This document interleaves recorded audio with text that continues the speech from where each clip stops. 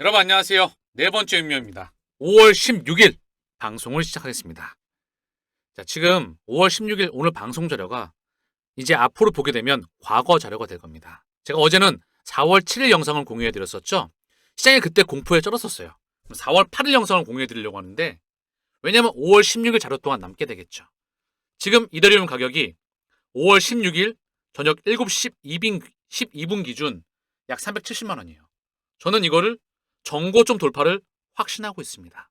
제 방송 자료는 남게 될 거예요. 오늘이 5월 16일이죠. 이 말씀을 드리는 이유는 시장의 상승을 확신하기 때문에 이더리움이 정고점 돌파를 하게 되면 알트의 버블장은 옵니다. 알트의 버블장이 온다는 것은 우리가 좋아하는 포모의 시절이 온다는 거죠. 실시간 계좌 정보에 대한 급증이 오겠죠. 자, 그러면 4월 7일로 가보겠습니다. 4월 8일로 가볼게요. 나스닥 4월 8일로 가보겠습니다. 자, 이때 4월 7일, 4월 8일 엄청난 공포에 쩔었었죠. 그쵸? 전세계 증시가 관세 이슈로 크게 울었었다. 유로스도 마찬가지였죠. 시장에 크게 한번. 자, 4월 7일 이 근방이죠. 4월 7일, 4월 8일 이 바닥 근방입니다. 근데 저는 이때도 4월 7일, 오늘은 4월 8일 영상을 공유해드리겠습니다. 제가 뭐라고 했는지, 어떤 데이터를 기반으로 해서 저는 상승을 외치고 있는지. 그러면 다시 돌아와서 여기에서 어떻게 갈까요? 상승을 저는 외치고 있습니다. 고점 돌파를 외치고 있어요. 그만한 데이터가 있겠죠. 그만한 근거에 기반하겠죠. 상승을 확신할 수 있는 실력과 데이터와 내공과 경험이 있기 때문입니다. 그냥 상승을 외치는 게 아니고. 그래서 하나 자료를 공유해 드릴게요. 비트코인과 이더리움의 비율이에요. 이더리움과 비트코인의 비율. 자, 보면 최근에 이더리움이 상승이 좀 나왔죠? 허나 이 상승이 나왔는데 이때 이더리움이 거의 바닥에서 기고 있었어. 지금 요만큼 상승이 나왔거든요. 근데 이것 또한 고점 대비해서 뭐 40% 플러스 마이너스 알파? 요거는 상승 나온 것도 아니다. 앞으로 폭발적인 상승이 예상된다. 먹을 게 얼마나 많이 남았냐면 고작 상승 나왔자마자 2016년도에서 2025년도 이더리움이 2015년도에 탄생을 했잖아요. 이 바닥권에 있다가 바닥권에 근접하면 폭등, 바닥권에 근접하면 폭등. 지금 바닥권에서 요만큼 상승 나온 거예요. 그럼 먹을 게 얼마나 많이 남았는지 감이 오시겠죠? 상승폭이 한참 많이 남아있다는 것을 직시하시면 된다는 거. 여기에 4월 8일 자료에도 나와 있습니다. S&P 500 비중 선물지수 현재 위치예요. 이때는 이렇게 있었어. 이게 없었어. 근데 저는 그때 방송에서 꾸준히 이게 하락을 만들 것이다. S&P 500 선물지수를 하락으로 만들 것이다. 이와 관련돼서 주식과 코인이 상승세로 만들어 나갈 것이다. 트럼프는 이미 알고 있다. 관세로 시장을 흔들고 있다. 그래서 전세계 증시가 이렇게 회복을 빠른 속도로 하고 있습니다. 다우, 나스닥, V자 반등이죠. 완전한 V자 반등이다. 고점과 격차가 멀지 않습니다. 이제 S&P도 마찬가지고요. 누가 봐도 V자 반등. 니케이도 제자리로 복귀했습니다. V자 반등. 독일은 정고점 돌파. 유로스토스는 V자 반등. 미국, 유럽, 일본이 시장을 주도해왔기 때문이죠. 그래서 제가 실력이 검증돼야 되잖아. 인플루언서라면 실력이 있어야 될 거 아니에요. 4월 8일 영상 전체를 통찰한다. 제 방송은 하나도 놓칠 게 없습니다. 4월 8일 영상을 꼭 한번 봐보시고요. 여기에 대한 자료를 오늘도 공유해드리죠. 진짜 실력이 검증돼야 되니까. 그냥 상승을 외치는 게 아니니까. 분명입니다. 4월 8일 방송을 시작하겠습니다.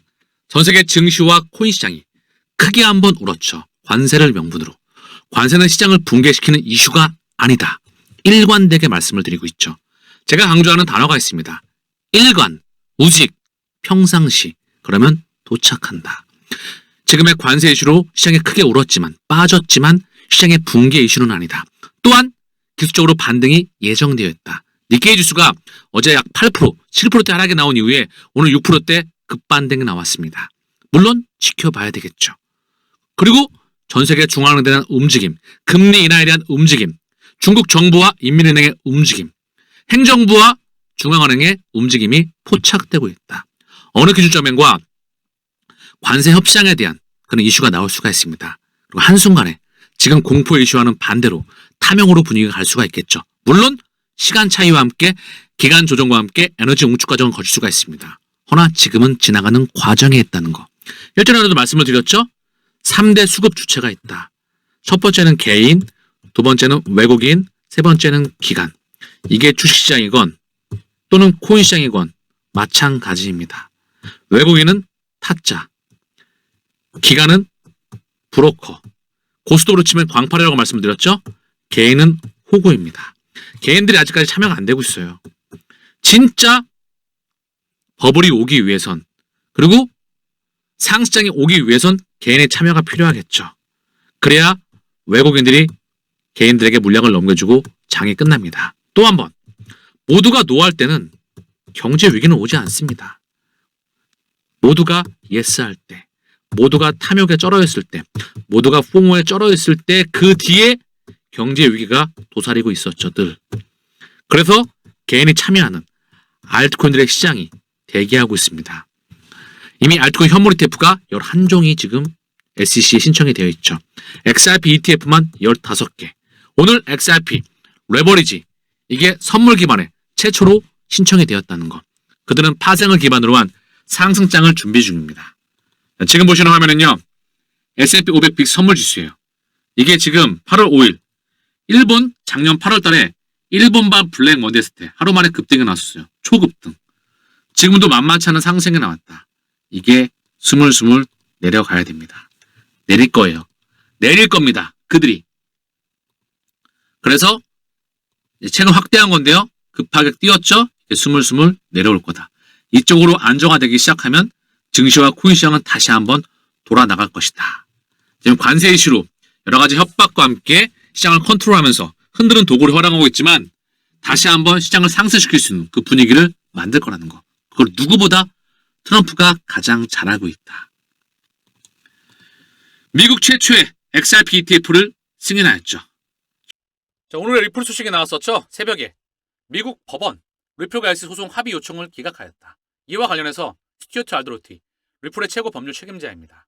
오늘 법원의 명령은 리플의 승소에 아무런 영향을 미치지 않는다. 즉, XRP는 증권이 아니다. 이는 리플의 항소 기각과 관련된 절차적 문제, 절차에 관한 문제이다. 리플과 SEC는 이 사건을 해결하기로 전적으로 합의했다. 법원에서 서류 가져와. 절차가 남아있으니까. 이미 개인적인 거래는 소송은 지나갔다. 99.9% 100에 육박하는 만큼 소송은 지나간 이슈이다. 소송 갖고 흔들거린다면 진짜 지금부터는 바보입니다. 자, 기간의 이더리움 보유량이 내년에 1000만 개 돌파를 전망한다. 기간의 이더리움 보유량이 내년 1000만 개로 돌파를 전망한다. 지금 현재 기관들의 이더리움 보유량은 약 78만 9천 개, 80만 개가 되지 않습니다. 현재 기간 보유량이 80만 개가 되지 않는데 내년에 1000만 개를 돌파한다. 이 말이 뜻하는 바가 뭘까요? 제가 왜 이더리움을 강조했는지. ETH 스테이킹 도입이 들어온다. 이미 이더리움 현물 ETF 승인이 났는데 스테이킹 도입은 승인이 안 났어. 그 말은 뭐냐면 증권서 10에서 벗어났음을 증권서 10에서 벗어나지 못했다는 거죠. 근데 이더리움 ETF 스테이킹 도입이 된다.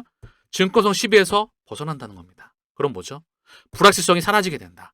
ETF를 통해서 기관들이 자금을 대규모로 쏴서 기관들이 이쪽으로 대규모로 자금을 모으는 겁니다.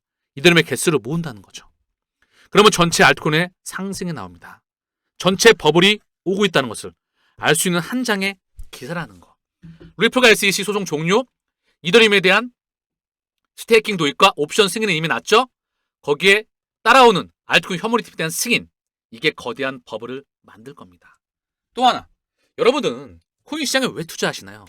근본적인 통화 시스템을 알아야 되지 않을까요? 아닙니까? 기본적인 원리와 방법을 알아야 코인 시장에서 장기적으로 롱런할 수가 있습니다. 지금 찔끔 먹고 빠질 겁니까? 다음번에 또 가난해지겠습니까? 이미 많은 개인들이 포기되어 있습니다. 왜냐하면 이 거래량 기준으로 XRP 기준으로 거래량 기준으로 많을 때는 이게 10조가 넘었었어요. XRP 거래량이. 자, 보면 지금 거래량이 무척 작습니다. 좀 시간이 걸리니까. 업비트 기준, 거래량 상위 기준이에요. XRP, 비트코인, 이더리움, 도지. 얘네가 시장의 거래량을 끌어가고 있다. 중심이다. XRP의 거래량이 고작 7,125억 원입니다. 이게 많을 때는 10조 원에 육박했었다. 훌쩍 뛰어넘었었다. 고작 7,125억 원. 많은 개인들이 시장에서 빠져나갔다. 아직 개인들은 합류가 되지 않았습니다. 지금은 기관이 세력이 끌어나가고 있죠. 그래서 먹을 게 한참 많이 남은 겁니다. 직시하시길 바랍니다. 시장의 흐름을. 다시 돌아와서 우리가 코인 시장에 투자하는 이유를 본질적인 이유를 알아야 돼. 지금 보시는 화면은 페더럴 리저브 미국 중앙은행의 홈페이지입니다. 미국 중앙은행은 민영이에요, 민영.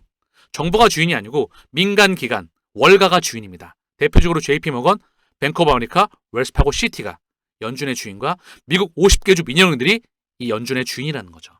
여기에 결제 시스템에 페드와이어, 페드나우가 보이시죠? 페드와이어는 주 5거래일, 지금 은행만과 똑같아요. 우리 9시에 은행 가면 문 열잖아요. 3시 반에 문 닫고 그때부터 철창 내리고 지들끼리 청산합니다. 그렇죠? 그때부터 은행 직원들은 바빠. 3시 반까지 은행 업무를 처리하죠. 그리고 주 5거래일 시스템이죠. 월, 화, 수, 목, 금, 토요일, 일요일은 쉽니다. 이게 페드와이어, 모스보호 방식이에요. 100년이 넘었던 오래된 방식이다. 그런데 이걸 대체하는 게 페드나우 서비스입니다. 보면 이미 재작년 7월 20일, 2024년 7월 20일에 서비스를 시작했어요. 미국 예금기관에서 이용할 수가 있으며 개인과 기업이 예금기관 계좌를 통해서 즉시 결제를 보낼 수 있도록 지원한다. 송금인 계좌에서 수취인 계좌로 연중무휴, 거의 실시간으로 자금을 일체할 수가 있다. 연중무휴 24시간 중단 없는 처리를 유지하도록 설계되었다. 주말과 공휴일을 포함하면서 24시간 영업한다. 이게 이미 가동되어 있다.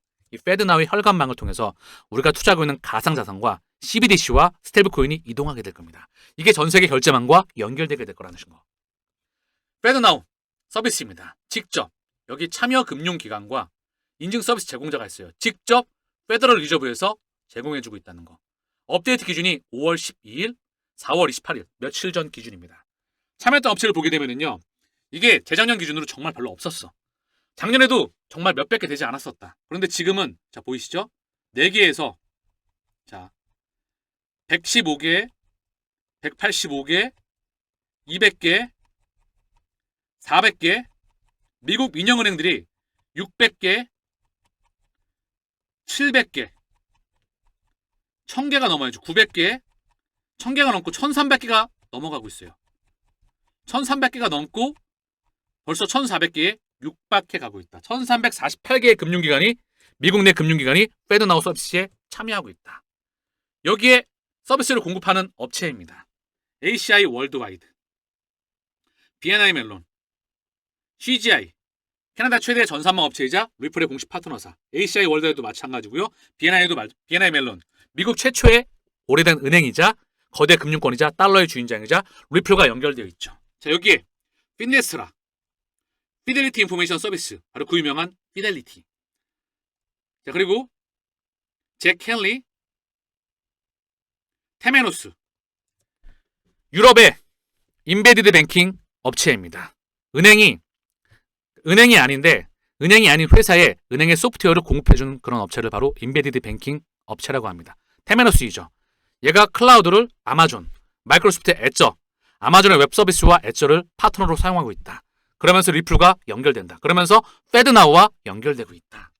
여기에 비자와 볼란테가 보이고 있습니다. 자, 그러면 답이 나왔어요. 자, 리플에 쭉 연결된 연관도입니다. 자, 보면 리플, 미국 중앙은행, IMF, BIS, 국제결제은행, 미국 재무부, 월드뱅크. 사실상 리플과 미 연준, 이 고리를 충분히 확인해 봤을 겁니다. 미국 페드나우에 참여하고 있는 1300개가 넘는 업체, 여기에 서비스를 제공해주는 인증 업체들, 얘네가 대부분이 리플과 연결되어 있다. 미국 달러의 주인장과 연결된 겁니다. 이 소식으로 사실상 리플 XRP는 게임이 끝나 있어요. 이걸 확신해야 된다. 직접 또 확인해 보시죠. 밑에 보시면 페드나우의 서비스 제공업체에 좀 전에 보셨던 테메노스, ACI 월드와이드, 피네스라, 볼란테, CGI, 그리고 여기에 3대 전산망 업체이죠. CGI, 독일 최대 전산망 업체인 SAP, 엑센추어, 얘네가 연결되고 있다. 오늘 소식 한 장으로서도 이미 사실상 리플의 펀더멘탈은 100% 끝나 있습니다. 99.9%가 아니라 100%. 100%라는 말은 결코 함부로 하는 말이 아니라는 거. 자, 그리고 이 원장, 바로 블록체인의 원장 중의 원장, 거의 기초 기술입니다. 기반 기술이죠. 1991년 6월 18일 유나이티드 스테이트 미국 데이빗 샬츠, 우리가 알고 있는 블록체인 혁명의 바로 리플 최고 CTO 데이빗 샬츠, 그의 원장이 준비가 되고 있었다. 그의 원장이 전 세계로 퍼져나가고 이걸 기반으로 해서 블록체인 혁명이 발전되어 나가는 과정에 있다. 진정한 혁명이죠. 사토시 팀에 데이빗 샬츠가 있었다. 결코 허언과 허구가 아니라는 한 장의 사진의 근거입니다. 한 번 더. 왜 리플사의 사명에, 트위터의 사명에 리플, 첫 번째 문장에 우리는 가치의 인터넷을 구축하고 있다. 이 말 자체가 새로운 통화혁명입니다. 충분한 근거를 오늘 확인해 봤었다는 거. 이게 5대양 6대주로 혈관망이, 동맥, 정맥, 모세혈관이 연결됩니다. 그래서 많은 양의 XRP가 필요하지 않다. 1만 개만 있어도 전 세계 프로테이지 안에 들어가게 된다. 얼마나 오랜 시간 동안 XRP를 보유하느냐가 성공 여부를 결정하게 된다. 1BTC 100억 또한 약소한 금액의 수가 있습니다. 1XRP 100만 원 또한 약소한 금액의 수가 있다는 것이죠. 이 와중에 거대 상승장이 오고 있습니다. 자세한 내용들은 유튜브에서 말씀드리지 않은 자세한 내용들은 멤버십에서 고작 한 달에 7만 원, 영상 하나가 7만 원의 가치를 제공하고도 남음이 있습니다. 많은 분들이 찐이라는 말과 진짜라는 말을 외치고 계시죠.